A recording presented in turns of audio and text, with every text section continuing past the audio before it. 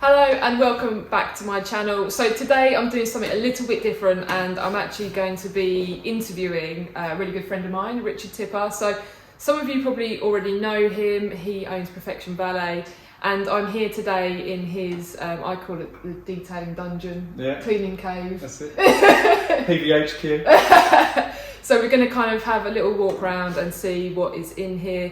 But first of all, thank you for the time, because I know you're really busy. No, thanks for coming. I know you're a busy girl as well, so no, really welcome you here. Yeah, no, it's lovely here. So we'll, as I said, get to see some of the stuff that you've got around here, because it is an absolute treasure trove of stuff. I've never seen so much stuff in...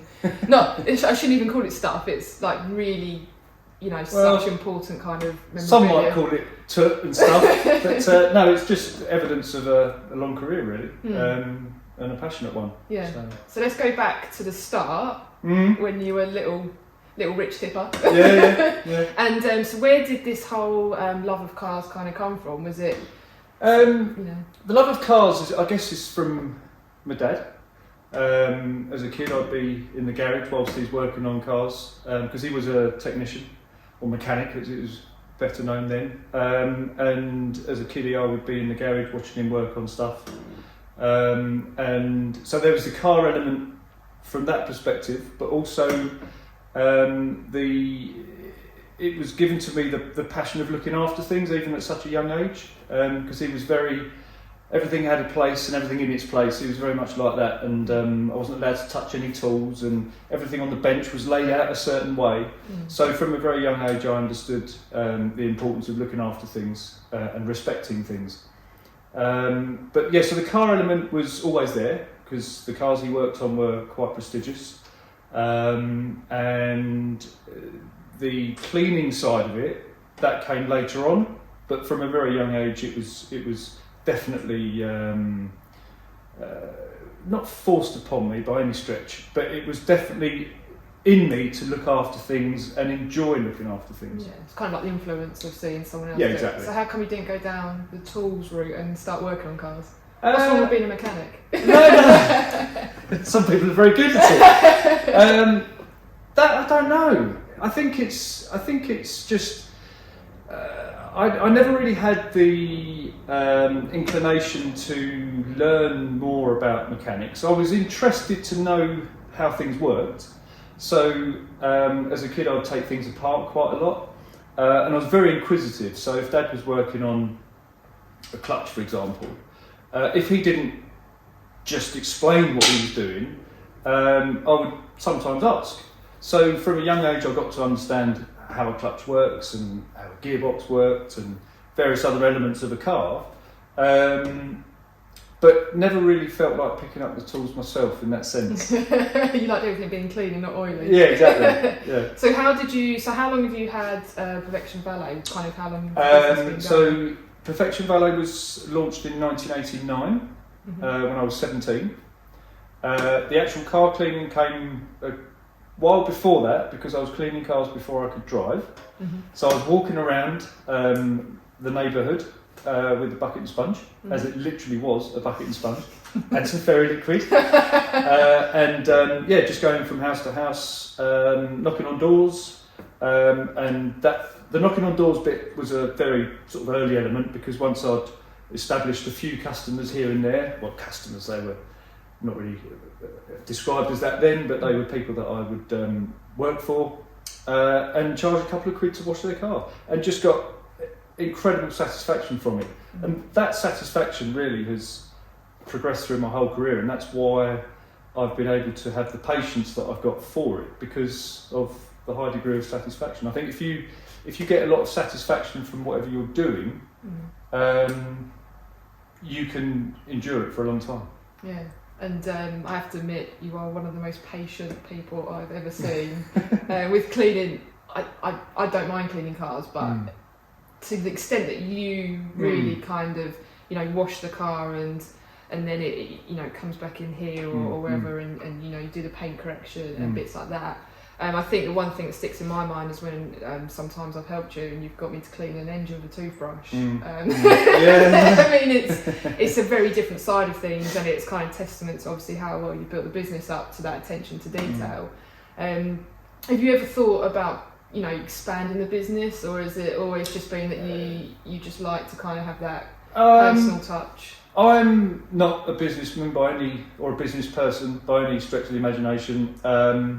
I just consider myself a grafter, and the fear, I suppose, of running a bigger business and understanding how a bigger business works and how to make it work to be beneficial is not what I'm cut out to do. Very hands-on, and because of like I mentioned, the satisfaction that I get from doing what I'm doing, providing a service, and that one-to-one with the client, and actually the one-to-one with the car, is where a lot of the ambition and a lot of the passion is fueled from. So I think if I'm not the sort of person to franchise the company, have however many vans out on the road, and just sit back and manage that. That's not where I get that's not what triggers me. So that's why I've never expanded. There was an opportunity, or there have been many opportunities throughout the 32, 33 years that I've run Perfection Valet, that opportunities have been there, but I've never pursued them because I've never felt that that's where I want to go. So yeah, that's why I've remained as I am, but it's a very niche market, should we say, so easily managed. Yeah. How much because I know you've got me onto social media when you introduced me to Twitter and bits like that, and to be honest, social media's been I found it really quite helpful, certain things. How have you found social media with what you do? Have you found it really beneficial, or? Very much so. Twitter has accelerated the business. It's also got me out there into the big wide world as such. I was a bit dubious to start with, only because a lot of what I do is very private. I'm on private property a lot of the time. I'm also dealing with confidential cars and people. So I was quite hesitant to start to publish my day-to-day work to the public.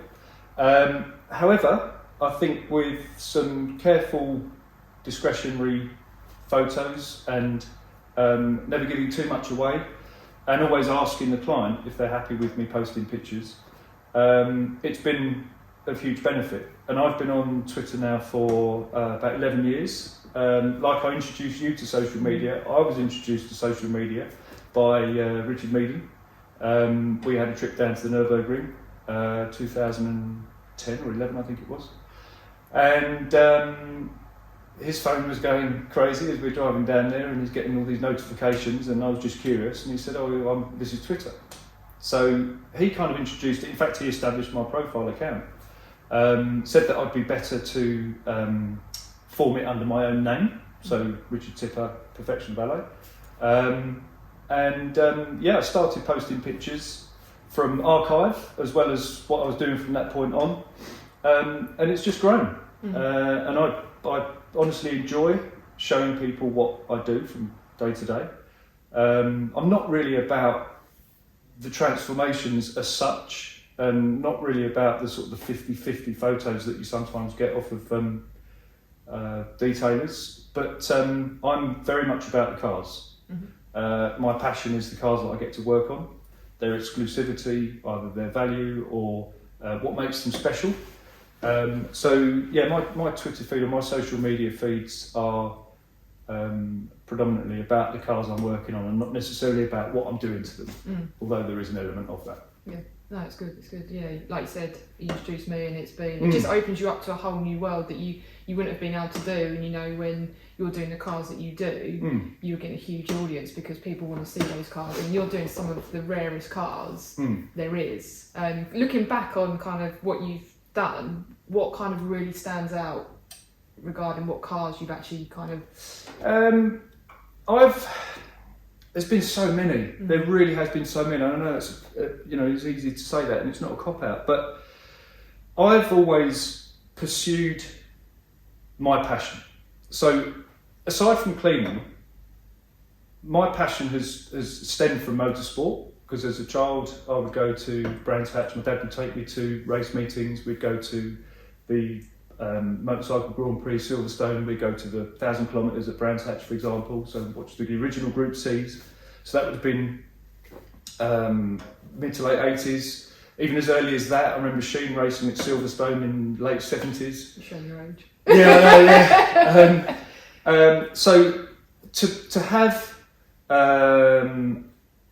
potential access to cars of that era in modern day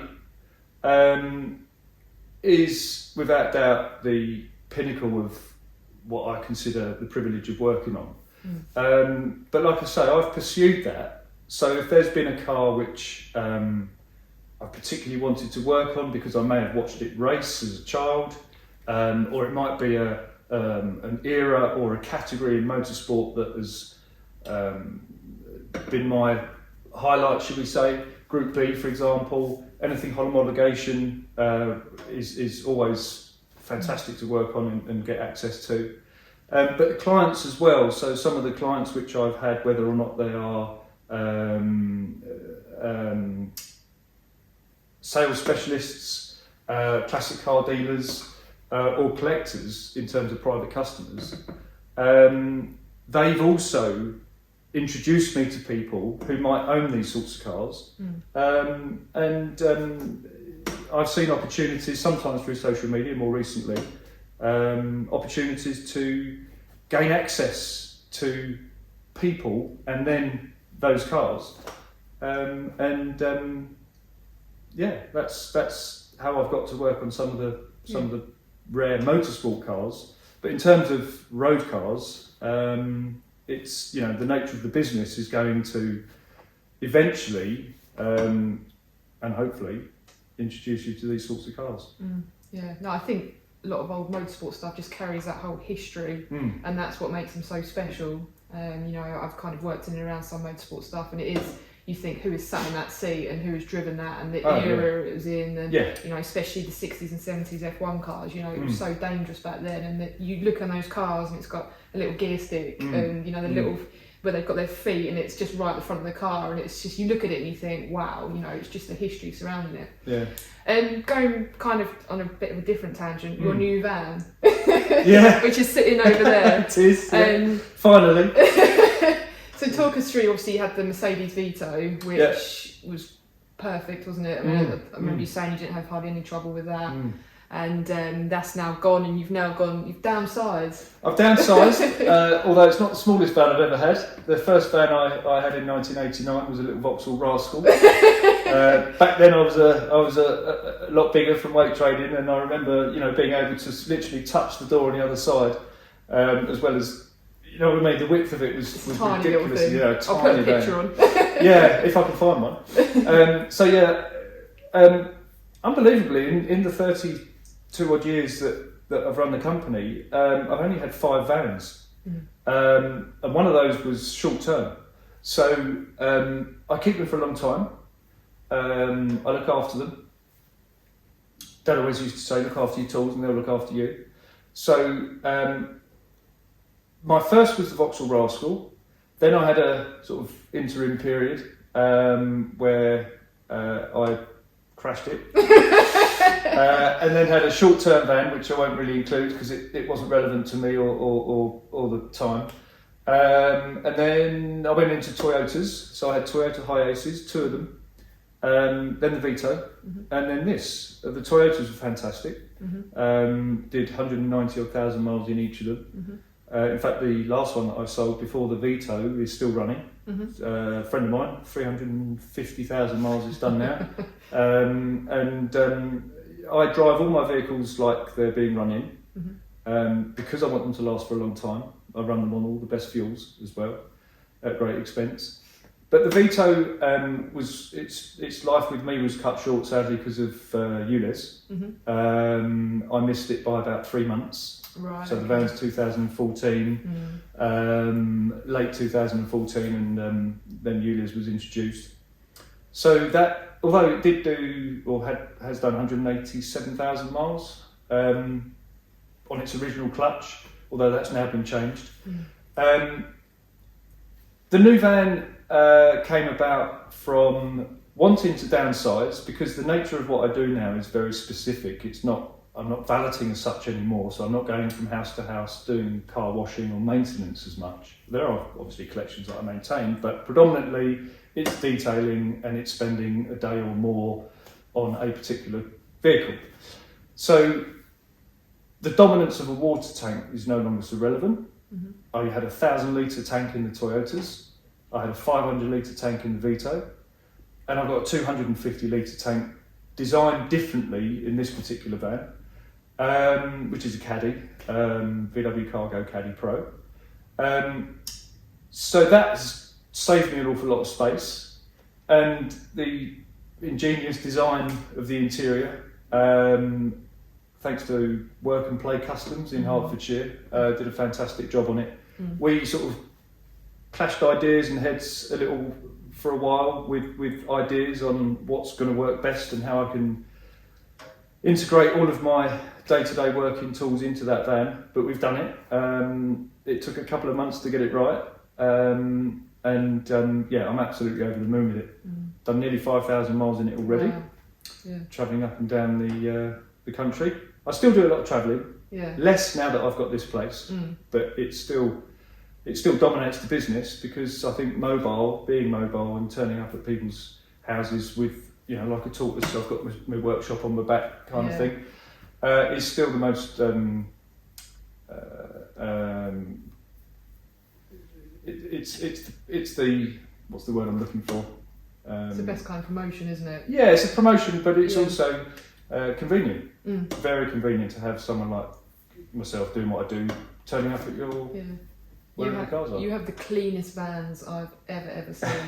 It all boils down to, it really does. It's your work, isn't it? And it's important that you're turning up with a really clean car, because then... But oddly enough, if I wasn't a car detailer and I was a builder or any other sort of business that meant that I was mobile, my vehicle would still look like that.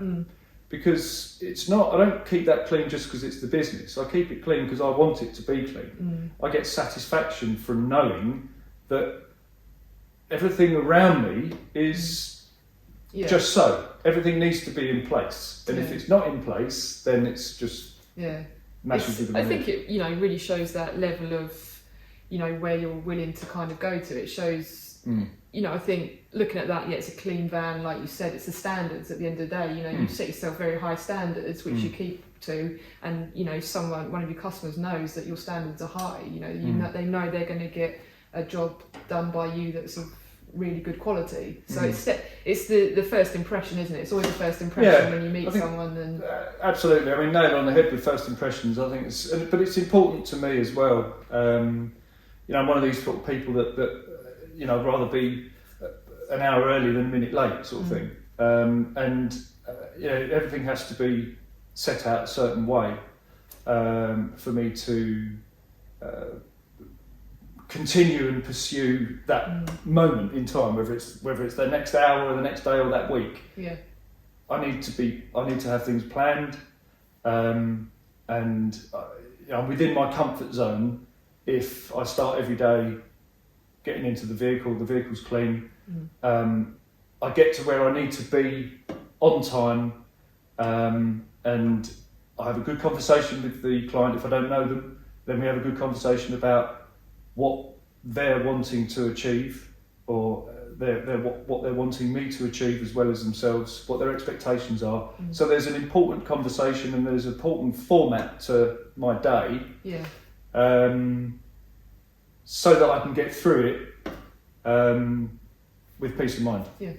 So going back to obviously where we're sitting in PVHQ, which you've only been in at 18 months? No, a little bit longer than that, just over 2 years. Right. So this building was rented by a client. They moved out, which left it kind of vacant. I'm at a storage facility, a car storage facility. Hamilton's Car Storage, and this building was used for a short while as an overflow storage facility. I came here about three and a half or so years ago. I've been here for many years. However, when I came about 3.5 years ago, was booked in to do one of the cars that was in storage. I was working in this area, and throughout the whole day that I was working on the car, I was thinking how lovely it would be to be in here. And I've waited 29 years for a facility that I thought was adequate for what I wanted. And obviously I've collected a lot of stuff, been given a lot of stuff, donated a lot of things, and needed somewhere, I felt I needed somewhere to have it on show, somewhere that I could invite customers back to, that was sort of nice for them to, a nice area for them to be in, and also obviously a facility that gets me out of the weather. Especially in the UK. All year round, winters are tough. And yeah, this just fell in my lap, so I took advantage of it. Yeah, it's a great place. I mean, I'll show around kind of, but I mean, it's just an absolute treasure trove of stuff. It's almost like a museum piece. But what kind of, things in here really kind of stand out to you as, quite amazing? You've got a lot of signed stuff, you've got a lot of memorabilia here, but is there something that you just think, wow, I can't believe, I've got that? Yeah, there's lots. I can't mention just one, but everything that you see, almost everything that you see, are either cars which I've worked on or relevant owners of those cars that I've worked for. And along with that come a degree of status. So some of the people, just by looking what we've got behind us and what you'll see later on in this video,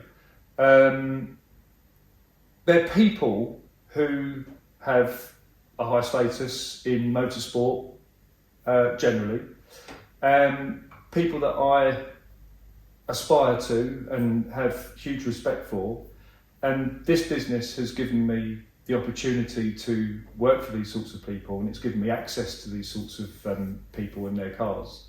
So it's important for me that I have things which, not just memories, but things which constantly remind me and become a topic of conversation for a career which I've enjoyed since the day I started it. I've got a lot of signed pictures, either sort of with certain people or of certain people. I've got quite a lot of memorabilia which has been signed, race suits, gloves, boots, pictures of cars, models. So a lot of the models which you see around me or in here are, like I say, cars that I've worked on, or the drivers of those cars that I've worked for. So in terms of, what kind of sticks out as being the best, there is no best, but the things which are incredibly rewarding to know that I have are signed pictures and cars that I've worked for Tim Harvey, Dario Franchitti, Marino Franchitti, Sir Chris Hoy, Nick Mason, to name just a few, and I'm not one for batting around names. I'm never comfortable with that, but the cars, for instance, the F40 that I did for, I've done 33 F40s now, different chassis. But undoubtedly the most relevant F40, should we say, in terms of the one that the public will always know, or the enthusiast will always be aware of, is of course Nick Mason's F40. And I got the opportunity to work on that for the Design Museum, the Ferrari exhibition. So I've got a nice signed picture of that. There's no one thing. And of course, things as well from everyone will remember Henry Hope Frost. So I've got things in here which formed part of his own personal collection. Right. And I knew him I wouldn't say very well, but I knew him well enough to appreciate what a great guy he was. Yeah. So I've got things in here which are really poignant for that moment. But yeah, it's just really cool to be able to extend the passion in the business to objects of memorabilia. You must just walk in here and be like, wow. Do you ever kind of come in here and think, yeah, I do. I can't believe that absolutely what I've achieved and things like that, because, you know, car cleaning in general it's not, I don't know, it's quite... It's way beyond that. Yeah, but how you've kind of grown and you're doing these cars that are worth millions and millions, you've got all this lovely signed stuff, you know, people really regard you quite highly and things like that. It must be like a pinch me moment when you look around and you think, you know, what you've done, what cars you've done, and how far you've grown. Yeah, I think there's an element of the fact that I certainly wasn't the first, but I was very early on in valeting when it was mobile. I remember setting when I was having chats with my dad about starting the business. We looked through Yellow Pages, as it was then, and there were literally only a handful of mobile valeters. Now detailing has become a huge industry, which is great to be part of it, and it's great to see it grow over the last 20 years, should we say. But I seem to be regarded in the way that I am, partly through being established for so long, but I just like to do an honest job. I just like to perform how I'm expected to. You know, we all have off days, but I try to. That's what's important when everything is in place. Then there's less chance of me starting the day on a downer, on the wrong footing, you know, like getting out of bed the wrong side, so to speak, because I've got a format. Yeah. Every time I turn up to a job, or I come in here and start a job, or continue a job, it's a new, fresh day. It's like a routine that you're used to, and it's just... Absolutely, and I think reliability, consistency are dominant foundations to... I wouldn't say success, because you know I don't believe success is relevancy, but it's a dominance to fulfilling and being established for such a long time. So, kind of the last thing I'm going to touch on, plans for the future and 2022. What is there anything that you're really looking forward to? Anything that you've kind of, I mean, it's been difficult because obviously being COVID and lockdown, it's been kind of a massive lull of anything. It seemed really difficult to kind of look forward to anything because a lot of stuff's been cancelled. Yeah. But is there anything that this year that, you know, is in place that you're looking forward to, or anywhere where you're taking a business or? So all I would ask is that I am able to continue. I don't have aspirations to be anything more as such. I just would like more of the same. Yeah. Sadly, events like Goodwood Festival of Speed, where I'd previously done an awful lot of work for Porsche GB and the KN experience, not knowing whether or not that's going to continue from my perspective. Obviously, their presence within Goodwood is always going to be relevant, but whether or not. So it's kind of that time of year now where I'm thinking, I wonder if I'll be going to Goodwood with Porsche. The other concours events throughout the year, I've got those to look forward to. I've got a client who is displaying at Pebble Beach. Oh wow! So there's a slim chance that I might go out to Pebble Beach. It's also 60th anniversary of the Ferrari 250 GTO. Right. So that particular client may be displaying for that as well, and I believe that's in Virginia. Right. So they're two potential trips. Close connection with Evo as well. They've helped me massively over the years, and I've been very lucky to have been one of the drivers on Evo Car of the Year on a few occasions. So that may happen again later this year. I've always got things to look forward to. Every day I look forward to it, I must confess, because it is a great career. For me personally, It's just, I couldn't have asked for a better career. So that's a good side. Lots of things which I hope will happen. Very difficult to make plans with the current climate. But no, seriously, all I wish and hope for is that I'm able to continue with this kind of trend. I've got a very, very understanding wife. She shows incredible patience with the time I spend working. She ran her own business. She was a florist, so she understands the commitment that's required to keep things rolling. So yeah, I just hope I maintain my health.